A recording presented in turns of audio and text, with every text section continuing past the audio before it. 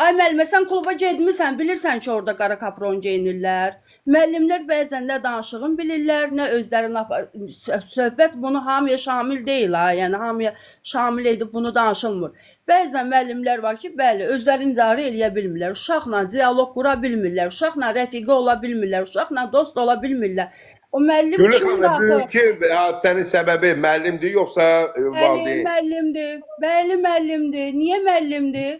Niyə müəllimdir? Aha. Çünki müəllim Yox, yine uşaqla müəllimi dialoq müəllimi qura vurubsa, bilmir. yox müəllimi şagird vurubsa müəllimdir səbəbkar. Bəli, müəllimdir. Müəllim o uşağı o vəziyyətə gətirib çatdırıb ki, o uşaq o aqressiyaya gəlir düşür. Niyə o uşaq o həyəcanı yaşatmalısan? Niyə o uşağı kimlərsə sözün var, müəllimlər otağı var, direktor otağı var, psixologiya, nə bilim, otağı var. Çək kənara uşaqdan xoşun gəlmirsə, uşağın hər hansı bir hərəkətindən xoşun gəlmirsə, valideynin çağır tənbih elə, uşağı kənara çək tənbih elə. Sən 30 dənə, 40 dənə uşağın içində hansı ixtiyarla deyə bilirsən ki, sən kluba gəlmirsən? Hansı ixtiyarla deyə bilirsən ki, sən tərbiyəsizsən? Sənin məlumatın var, onun valideyni kimdir? Sənin məlumatın var, o uşaq hansı tərbiyədən gəlib? Niyə o uşaq 8 ildir, 10 ildir, 11 ildir sənin yanındadır? Bu Tərbiyəsizliyin günləri görməlidir. Azərbaycanda valideyn məsuliyyətsizliyi var Gülü xanım, razısan bunu. Xeyr. Bütün günü TikTok'ta oturan bəs xanımlar kimlərdir?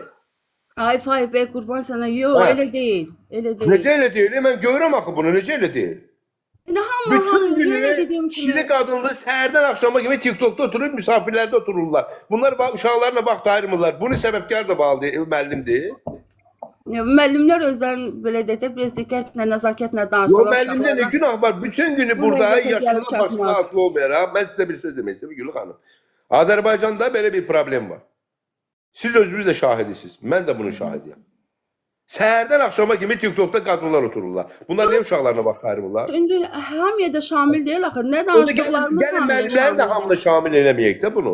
Bəs mən də onu deyirəm, mən demirəm ki, hamıya şamil edirəm. Axı öncədən vurğuladım, dedim danışılanlar heç bir, yəni bütün müəllimlərə şamil, amma belə şeylərlə də üzləşəndə uşaq istərsəməz soyuyur, nə bilim təhsildən də soyuyur, məktəbdən də soyuyur, nə bilim çox şeydən İndi siz necə deyə bilərsiniz ki, bugünkü hadisənin səbəbkarı müəllimdir? Mən Bunu necə bugünkü deyə bilərsiniz? hadisənin səbəbkarını, günahkarını müəllimdə görürəm.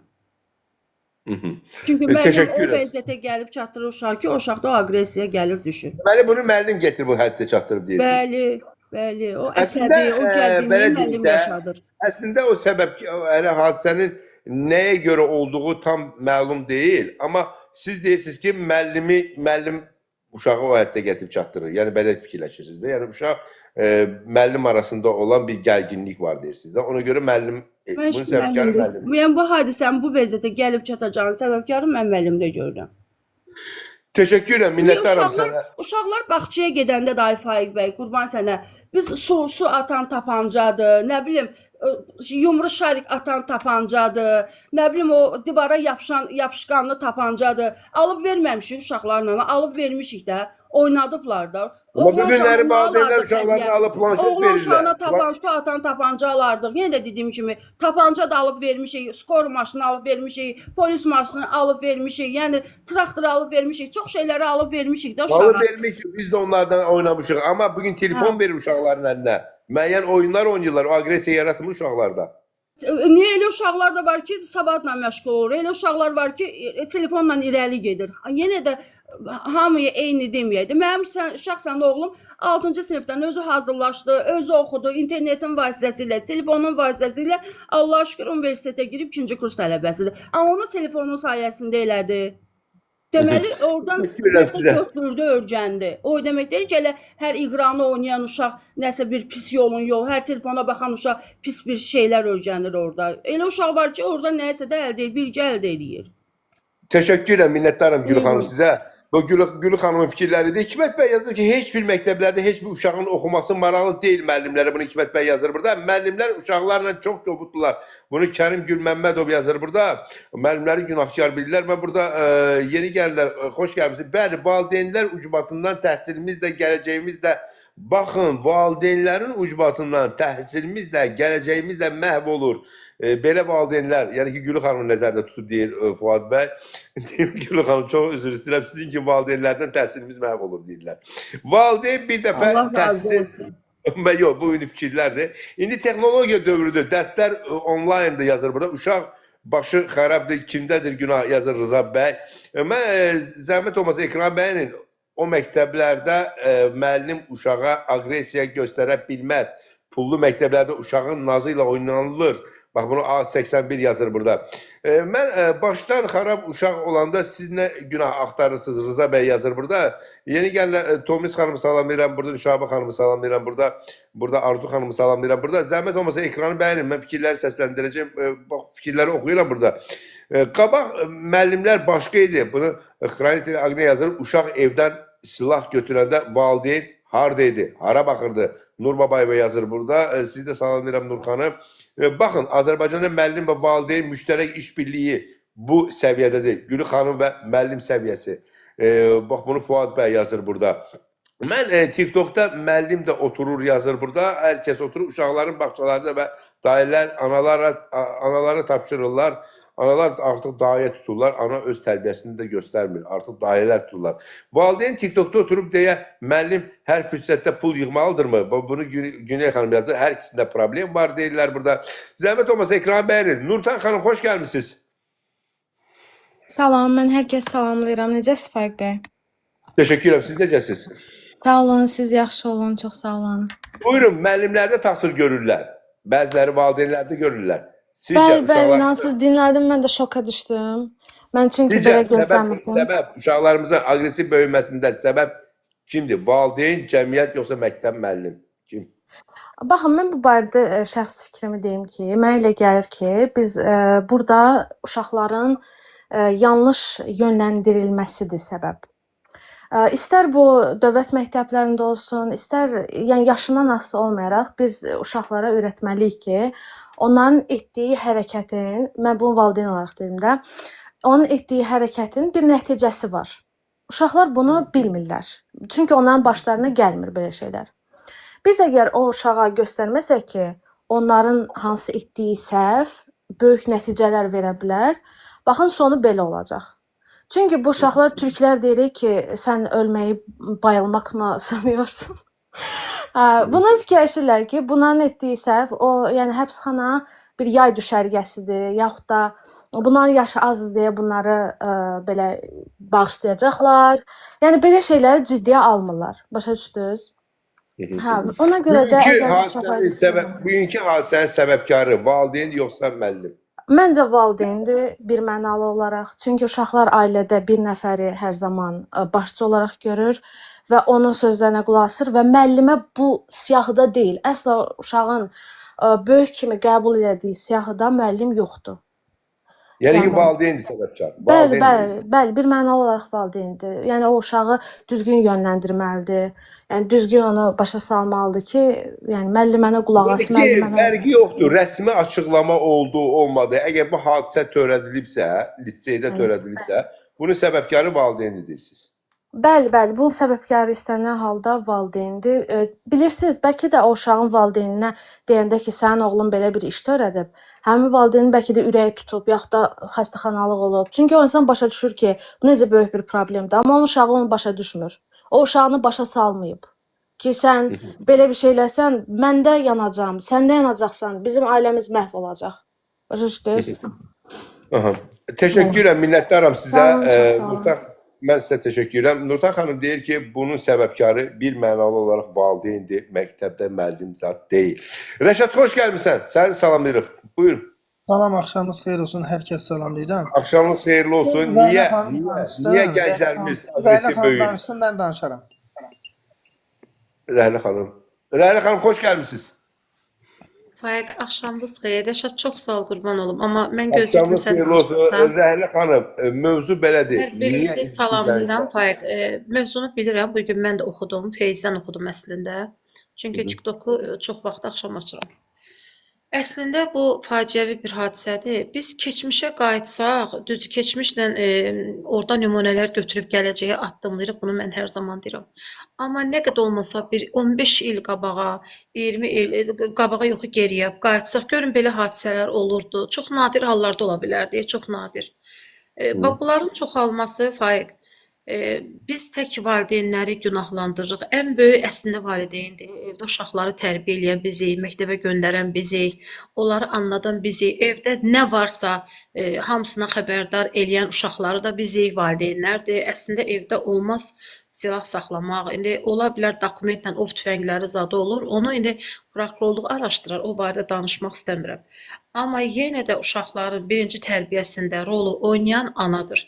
Mən sənin o söhbəti və sözünə çox qoşuluram, dəstəyəm sənə. Sən dedin ki, valideyn səhərə qədər burada oturursa, hamımıza aiddir. Əsasən də yenə deyirəm, uşaqları dərsə gedənlərə, yəni valideyn kimi uşaqları oxuyanlara.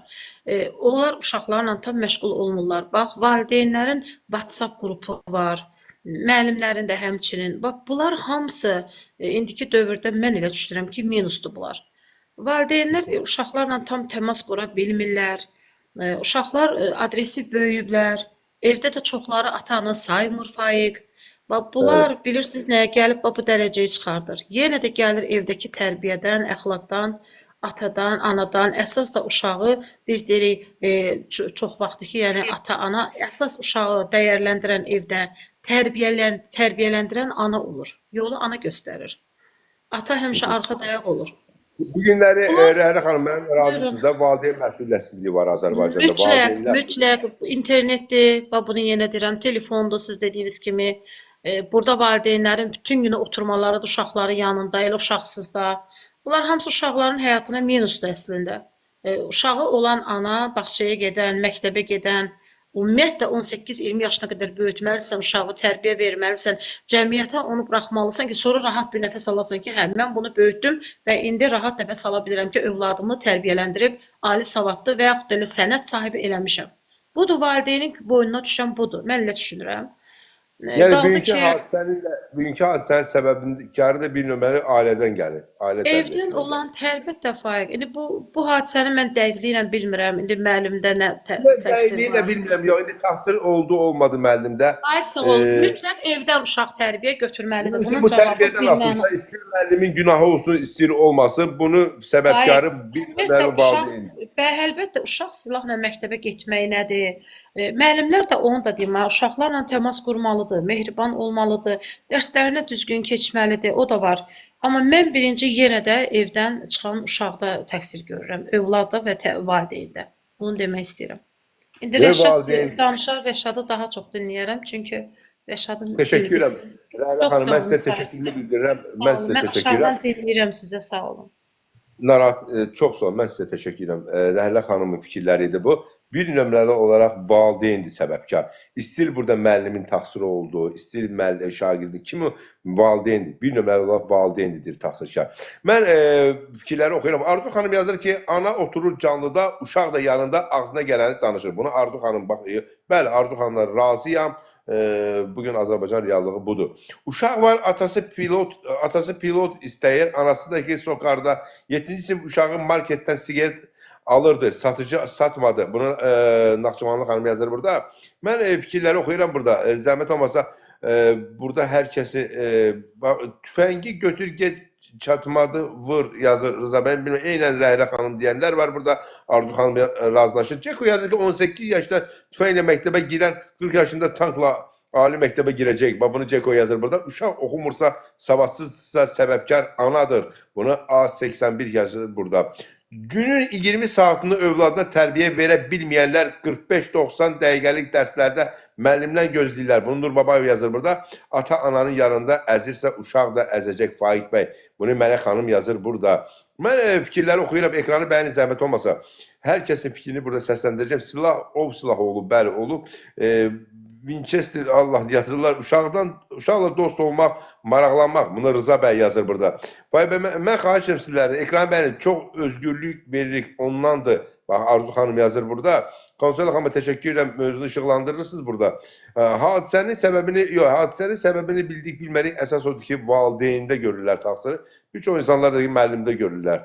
Hər ikisində də günah var deyirlər burada. Hansı valideynin ağlına gələr ki, uşağına desin ki, heç vaxt müəllimi öldürmə. Bunu Tomris xanım yazır burada. Müəllim uşağı da, valideynləri də məhv etdi.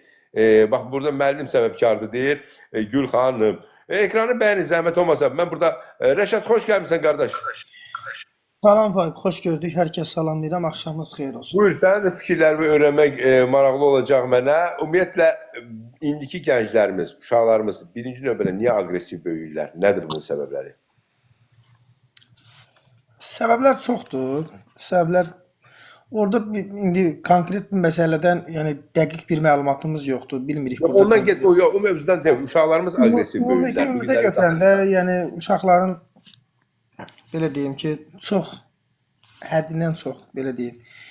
İqra oyunlarına, başqa oyunlara vaxt ayırması, uşaqların nə bilim az adicə istirahət vaxtının düzgün bölünməməsi, yəni kifayət qədər yuxusuz qalmaması aqressivləşdirir. Cəmiyyətin yəni bu cür formalaşması təsir edir uşaqlara. Uşaqlar tək ailədən yox, həm də ətraf mühitdən çox şey götürür. Yəni burada tək uşaq ailədən tərbiyə almır. Qonşular, ətrafda hər şey. Yəni bunlar hamısı uşağa təsir edir psixologiyasına. Oturub durduğu uşaqlar, ətrafındakı uşaqlar hamısı bir-birinə baxır. Yəni belə deyim, bir-birinə oxşamağa çalışır adətən. Bu indi də bilsən hər şey sosiallaşıb deyə, hər bütün məlumatlar əllərinin altındadır. Mən demirəm internet əladır, telefon da işlətmək lazımdır, planşet də işlətmək lazımdır. Amma baxır ondan kim necə işlədir, səmərəliliyinə baxır. Və bəzi valideynlərin uşaqları belə çox nəzarətsiz qoyması da sonda gətirib bu cür hadisələrə rast gətirib çıxardır. Bax indi hamı bir belə deyim də, cəmiyyət indi bu dəqiqə iki yerə bölünüb. Bir qism deyir ki, günah valideyndədir, bir qism deyir ki, günah müəllimdədir. Amma mən bir dənə söz deyim, gəlin bir acı etiraf eləyək. Bu gün Azərbaycan cəmiyyətində hamının rahatlıqla tənqid edə biləcəyi, çəkinmədən, qorxmadan baltalaya biləcəyi yeganə bir peşə sahibi var, o da müəllimdir. Bugün Azərbaycanda başqa nazirlərin işçilərinə, əməkdaşlarına, icra hakimiyyəti olsun, polis, daxili qoşunlar olsun, daxili işlər nazirliyi olsun, məhkəmə, prokurorluq sahəsi olsun, başqa sahələr olsun, güc strukturlar olsun. Onların bir dənə əməkdaşına gözünün üstə qaşın deyən var cəmiyyəti olaraq. Amma hamı müəllimi sürməyə hazırdır. Çünki müəllim bu cəmiyyət arasında müəllimin nüfuzunu aşağı saldılar. Müəllimi yazıq elədilər. Müəllimi yetim elədilər. Müəllimi necə deyim sizə, müəllim söz sahibi deyil. Bir cəmiyyətdə ki, müəllim söz sahibi deyilsə, nüfuz sahibi deyilsə, o cəmiyyət məhvə məhkumdur. Bugün Azərbaycan cəmiyyətində Azərbaycan müəlliminin nüfuzu, sözü sıfır səviyyəsindədir. Bundan əlavə, kişi müəllimlərinin sayının az olması. Mən ümumiyyətlə müəllimin şagirdə təzyiq göstərməsinin, təhqir eləməsinin, nə bilim aşağılamasının hansısa bir formada bunun əleyhinəyəm. Həmişə əleyhinə olmuşam. İndi də çox təəssüflər olsun ki, bəzi müəllimlər, istisna hallar kimi elə müəllimlər var. Mən demirəm yoxdur, 100% hamısı aydan arı sudan duru deyil. Amma böyük bir kəsim qurunun oduna yaş da yanır prinsipi kimidir. Böyük bir kəsim heç nədən gedir. Gəlin bir həqiqəti danışaq. Yaxşı, bu uşaq evdən çıxdı, əlində silah. Heç tutaq ki, məktəbdə o problem yox idi. Müəllimlə arasında nə olub bilmirik. Mən demirəm müəllimdə günah. Bəlkə günah müəllimdə olub, bəlkə uşaqda olub bilmirik. Tutaq getdi küçədəki başqa bir adamı vuraydı. Girəydi metroya, əlinə alaydı silahı, orada cəmaatı piçəydi. Bəs valideyn hara baxırdı? Valideynin evində silah. Əgər silah birinci silah evində nə gəzirdi? Lap silahı var, başa düşdüm. Ola bilər adam ov xəstəsi olar, qanunu gedər ovçuluqdan silah alar. Bunlar başa düşdüm. O silah niyə əl çatan bir yerdədir ki, istər elə rahatçasına uşaq da onu götürüb gəlirdi. Uşaq onu evdən götürüb ora kimi gəlib, heç kimin xəbəri olmuyor. Müəllim elə bir vəziyyətdədir ki, bu dəqiqə, mən, əziz dostlar, müəllim uşağa irad tuta bilmir. Nəinki müəllim uşağın üstünə qışqıra, nəsə bir söz deyə. Müəllim ümumiyyətlə uşağa deyə bilmir ki, bala, sən bunu səhv eləmirsən. Bu sözü demək ixtiyarı yoxdur müəllimdə. Bu dərəcədə müəllim acizləşdirir, cırıldlaşdırılır. Bir cəmiyyətdə müəllim nüfuzdan salınırsa, o cəmiyyətdə heç nə inkişaf eləyə bilməz.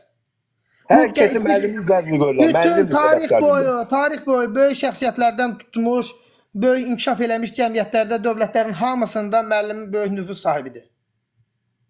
Müəllim ən yüksək nüfuz sahibi. Amma bugün Azərbaycan cəmiyyətində müəllimi istənilən bir adam aşağılamağa hazırdır. Halbuki indi hamıya aid deyil, edaq yaxşılardan. Özü heç bir tərbiyə almayan, mən şəxsən tanıdığım adamı deyirəm. TikToka qatmıram. Buradakı insanların heç bir aidiyyəti yoxdur. Şəxsən tanıdığım adam var, kətçimdir. Özünün ümumiyyətlə heç bir ailə tərbiyəsi yoxdur. Danışanda həmişə müəllimi günahlandırır. Yəni belə bir şeylər var. Üzr istəyirəm, evdə arvadına gücü çatmayan da gedir gücü müəllimə çatır. Hamı. Amma bu düzgün Razıyam. deyil qardaş. Siz uşaqlarınıza düzgün tərbiyə vermirsinizsə və yaxud onu nəzarət eləyə bilmirsinizsə, ola bilsin adam var yazıq tərbiyə verir, uşaq evdən çox kənar tərbiyəni götürür. Onda siz onun qarşısına alamırsınız, günah müəllim. Müəllim kimdir? Müəllim heç kimdir. Müəllim kişi məktəblərdə kişi müəllimlərin sayı azdır. Bilirsiniz niyə azdır? Kişi xeyirxahların çoxu müəllim olmaq istəmir. Mən onlarla söhbət edirəm. Deyir mən 600 manat işləmək istəmirəm. 500 manat işləmək istəmirəm. 700 manat işləmək istəmirəm. Sən də müəllimi nüfuzlu sayırsansa, müəllimin nüfuzu, hörməti ona verilən əmək haqqından, onun səlahiyyətindən bilinir.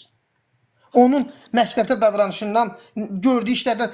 Mən tanıdığım şəxsən İmişlidə repetitor var, coğrafiya müəllimi var. Çox savadlı, mükəmməl müəllimdir. Heç nəyin üstündə keçən ona töhmət verdilər. Heç nəyin üstündə. Amma halbuki müəllimin heç bir günahı yox idi. Uşaq da baxır ki, uşaq da müəllimin zəif yerini bilir, cəmiyyət də müəllimin zəif yerini bilir, valideyn də müəllimin zəif yerini bilir. Hamı bilir ki, müəllim onsuz da heç kimdir. Nə problem olsa günah sonunda müəllimin boynunda qalır. Ona görə də o hamı yıxılanı baltalayır. Rəşad, məralisi budur ki, Üzr istəyirəm. Bax, mənim də övladım birdə oxuyur. Çox da nadişdir. Haşiyədən kənara çıxacaq. Çox da nadişdir. Məktəbdə dərsdə dayanmır, danışır, dinamik uşaqdır, sakit durmur. Mən getmişəm valideyn iclasına 2 dəfə. Demişəm ki, mənim uşağım bütün ixtiyarı, səlahiyyətlərin notariusla verməsəm də dilimlə deyirəm, müəllimə, səlahiyyətləri sizdədir. Mənim uşağım nəsə bir səhv edirsə, mənə deyin. Lazımi qaydalar çərçivəsində cəzalandırın. Evdə də başa salıram ki, müəllim sənin ikinci valideynindir. Hələ mən onu o qədər birdə oxuyur, indidən onu sıxıram, görürəm ki, bu sinifdə dayanmır. Bax, düzdür, mən özüm də elə olmuşam. Özüm də nadinc olmuşam, fəal olmuşam, aktiv olmuşam, həm yaxşı oxumuşam, həm də davasalan olmuşam. Eyni də oğlum elədi. Amma bunu mən müəyyən bir kontrolda saxlamasa, məni vaxtında Allah cəmi dünyasını dəyişənlərə rəhmət eləsin. Mən məktəbdə dava salıb gəlirdim. Bir uşaq mənə bir söz deyəndə vururdum. Gücüm çatmasa da daşla da olsa onun başını yarıb gəlirdim. Atam mənə deyirdi ki, sən niyə dalaşmırsan? Soruşmurdu. Deyən kimi mən acıqlanır. Deyirdi, günah səndədir. Ağlayırdım, uşaq idim, 4-də 5-də oxuyordum. Deyirdim ki, nətər olur, bir dəfə də günah məndə, bir dəfə də denən günah ondadır da. Amma mən sonradan başa düşdüm, dərk elədim. Bir şəxsiyyət kimi formalaşanda, 18-25 yaşına çatanda mən bildim ki, atam düz eləyib. Amma kimlərin ki, atası gəlib məktəbdə dava salırdı, deyirdi ki, mənim oğlum belə elə, kim ona bir söz deyib, onun gözünü çıxardaram, onların uşaqlarının hamısı məhv oldu. Uşaqlarınızı müəyyən qədər heç bir müəllim istəməz ki, kimisə uşağı nətər deyim, vursun, döysün, əlində ölsün. Amma bəzən uşaq şərait yaradır. Bəzən uşaq şərait, uşağa da valideyn şərait yaradır. Mən uşaqda günah görmürəm. Uşaq bir ağ kağızdır. Sadəcə uşağın başına. Mən valideyn var deyir ki, uşağa, müəllim sən nə dedi? Ola bilsin müəllim səhv elədi. Müəllim bəzən Gülü xanımın sözü ilə razıyam ki, bəzən müəllim səhv yanaşma olur, səhv bilir, orada şeydir. Onun da bir tədbiri var. Müəllim uşağa valideyn uşağa deməli deyir ki, sabah gedib onun gözünü çıxardacam, darıxma, gör neynəyəcəm orada.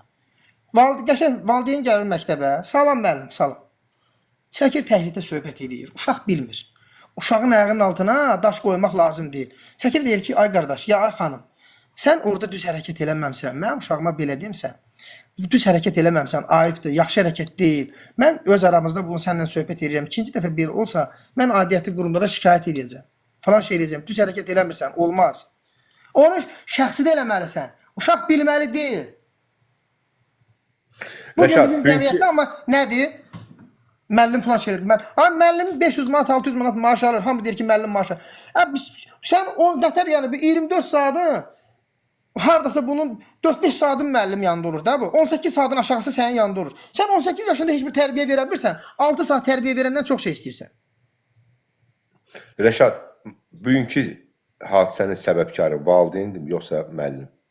Birmənalı Azərbaycan müəlliminə mən istisnaları çıxmaq şərti ilə ümumilikdə götürürəm. Mən bugünkü hadisənin konkret orada olmamışam, bilmirəm. Amma ümumilikdə götürürəm. Belə hadisələrə görə birmənalı günahkar valideyn və cəmiyyətdir. Müəllimin heç bir günahı yoxdur. Müəllimin də bu vəziyyətdə rəzil olmağının səbəbi Təhsil Nazirliyinin zəif olması, düzgün qərarlar verməməsi səbəbləri budur. Azərbaycanda bir dənə zəif qurum var. Hamının tapdalayıb keçə biləcəyi bir qurum var, o da Təhsil Nazirliyidir. Təhsil Nazirliyinin özünün də xüsusi nöqsanları var. Çox təəssüflər olsun ki. Təhsilimiz də bərbad vəziyyətdədir. Mən demirəm təhsilimiz superdir, müəllimlər, sadəcə müəllimin səlahiyyətləri yoxdur. Təşəkkür edirəm Rəşad. Minnətdaram sənə. Bax bu Rəşad bəyin fikirləridir. Bir mənalı olaraq valideyn və cəmiyyət deyir Rəşad. Müəllimin heç bir burada səbəbkar müəllim deyil. Və bu Rəşad bəyin